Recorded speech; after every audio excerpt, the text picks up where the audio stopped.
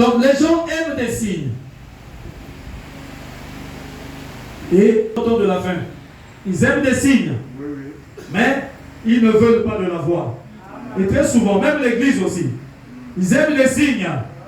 Regardez, les gens qui font beaucoup de signes, même si ces signes-là sont diaboliques, vous verrez que les gens, ils ont beaucoup de gens.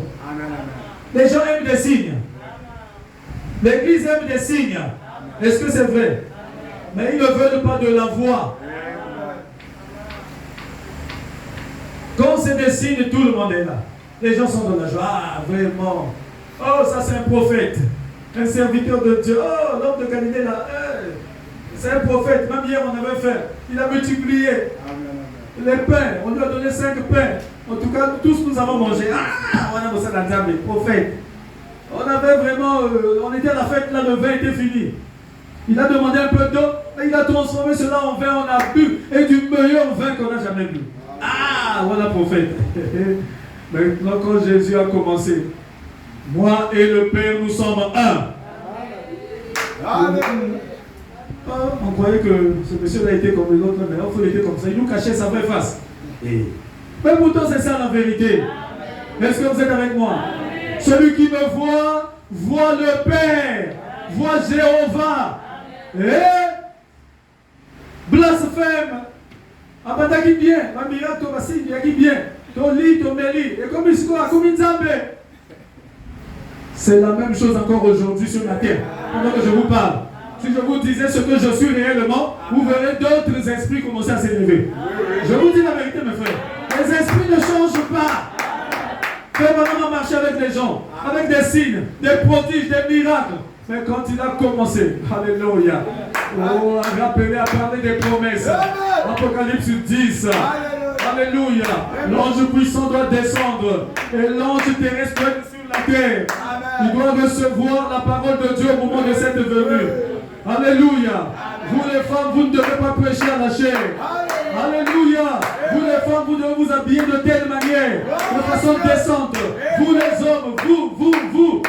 La vérité concernant le mariage. La vérité. Ils ont dit, madame, tu as bien commencé, tu vas c'est tranquille. Laisse-nous venir seulement comme ça. Fais les miracles que tu fais là. Oh, lisez la voix du signe. Frère madame dit là-bas, les prédicateurs sont venus même le voir. Ils ont dit, frère madame, on peut bien commencer, mais ce que tu commences à faire là, tu commences à déranger. Mais c'est la voix. C'est la vraie chose. Alléluia. Les gens aiment les signes, mais ils ne veulent pas de la voix. Quand la voix a commencé, et Jésus les a regardés, il dit c'est normal. Il dit, vous pharisiens aveugles, serpents, race de vipères. Ils ont dit, photo de magaille. On doit le tuer. Un prophète impoli. Il n'a pas le respect des anciens. Il nous traite des serpents, des vipères. C'est ce qu'ils étaient. C'était des serpents. C'était des vipères.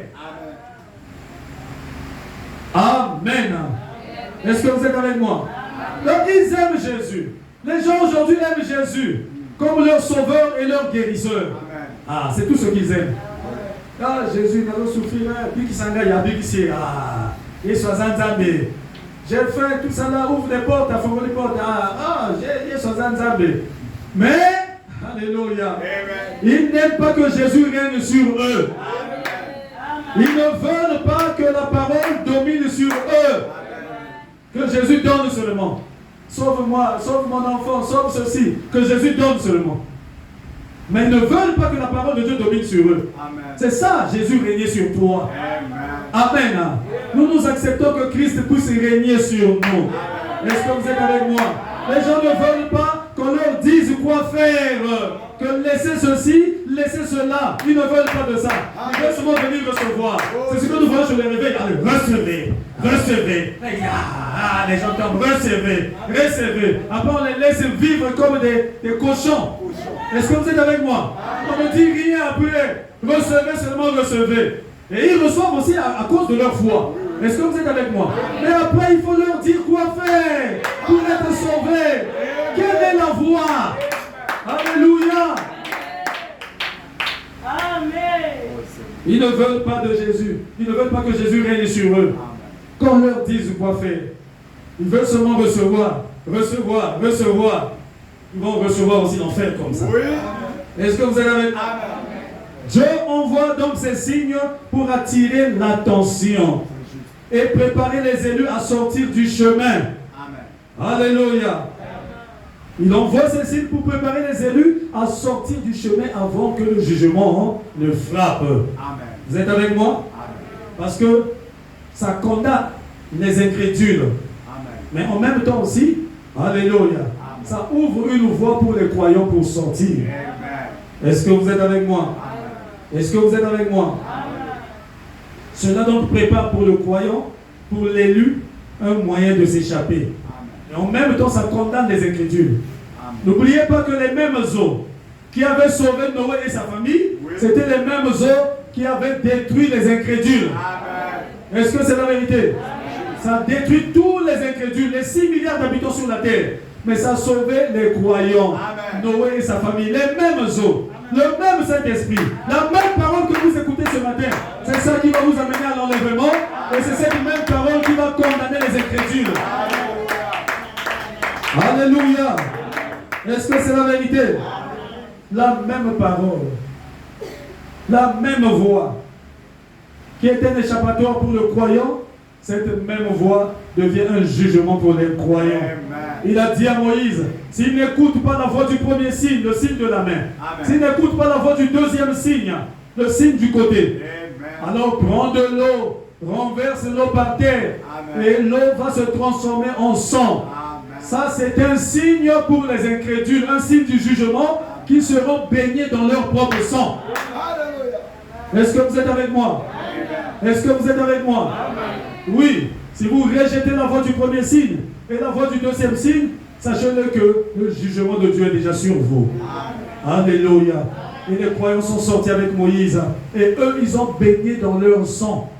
C'était le signe où Moïse a renversé l'eau sur terre. Et l'eau s'est transformée en sang. C'est pour montrer qu'ils périront dans leurs péchés. Est-ce que vous êtes avec moi? Jésus a dit, allez-y prêcher. Là où on vous recevra, donnez l'évangile, que les gens soient sauvés. Là où on ne vous recevra pas, à secouer les pieds. C'est exactement ce que Moïse avait fait. Renverse l'eau sur la terre et l'eau s'est transformée en sang. Ça signifie que cet endroit est déjà jugé. Alléluia. Est-ce que vous êtes avec moi? Donc nous avons dit aussi qu'un prophète est un grand signe. Amen.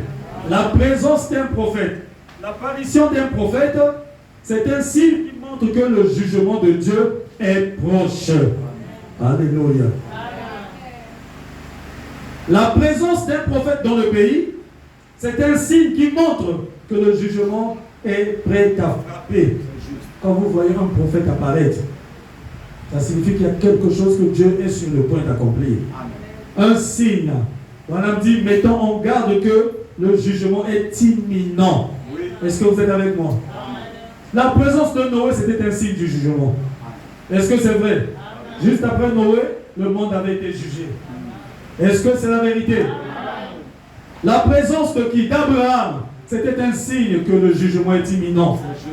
Juste après Abraham, Sodome et Gomorrhe, jugé.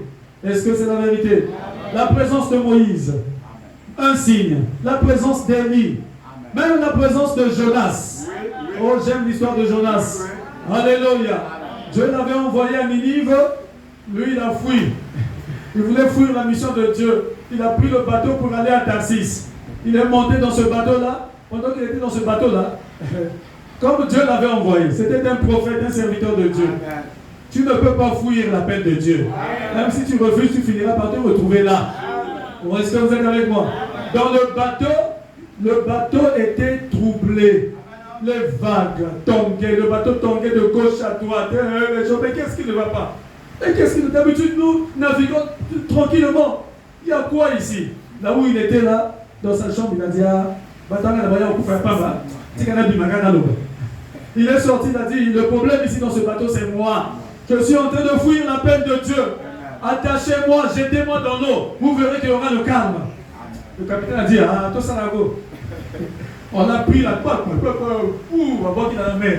Alléluia. Les vagues sont parties. Le capitaine a dit, ah, alléluia, ils ont dansé, dit, oh, mais il avait raison le garçon. C'est pas possible. Et ils ont continué à naviguer. Mais Dieu avait préparé un gros poisson, une baleine. Oh, c'était un poisson spécial préparé par Dieu, prédestiné pour accomplir cette tâche-là. Alléluia. Pendant qu'on a jeté Jonas, alléluia, une grosse baleine est venue, il a avalé Jonas. Et il est descendu au fond de la mer se reposer avec Jonas. Alléluia. Dieu avait préparé ce poisson. C'est tellement qu'il avait préparé le ventre de cette baleine-là. Il y avait une poche là-bas où il y avait de l'oxygène. Et Jonas était là-bas. Alléluia. À l'intérieur du poisson. Amen. Et à l'intérieur du poisson, Jonas était là. Il respirait. Chose curieuse, terrible. Jonas respirait normalement. Et les liens se sont coupés. Alors il s'est mis à genoux dans le ventre du poisson. Il a dit, oh Seigneur, il est écrit dans la parole, quand Salomon consacrait le temple à Dieu, il avait prononcé ces paroles sous l'inspiration, que le peuple d'Israël, mes enfants, à n'importe quel coin du monde où vous serez, quand vous serez en difficulté, ingéniez-vous, regardez dans la position du temple, et priez, et cette prière, Dieu va l'exaucer. Alléluia.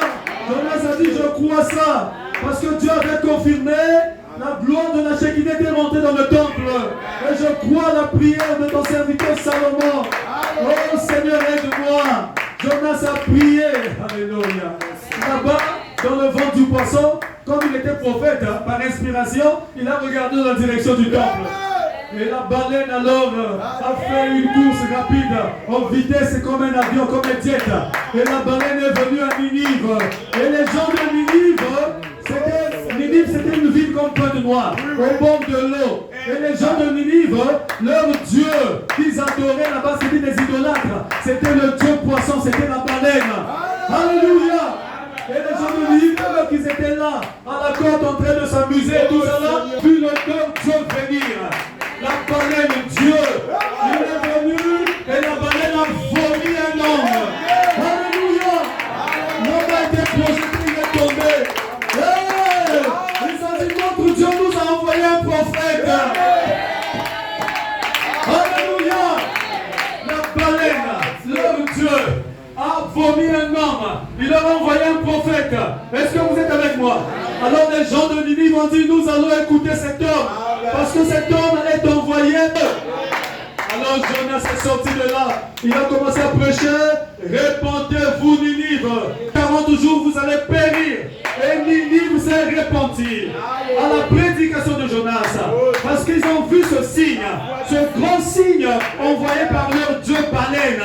Le signe, c'était Jonas qui était vomi. Et la voix, c'était la prédication de Jonas. Ils ont accepté le signe. Ils ont cru la voix. Alléluia. Amen. Oh, je veux parler doucement, mais non, rapidement.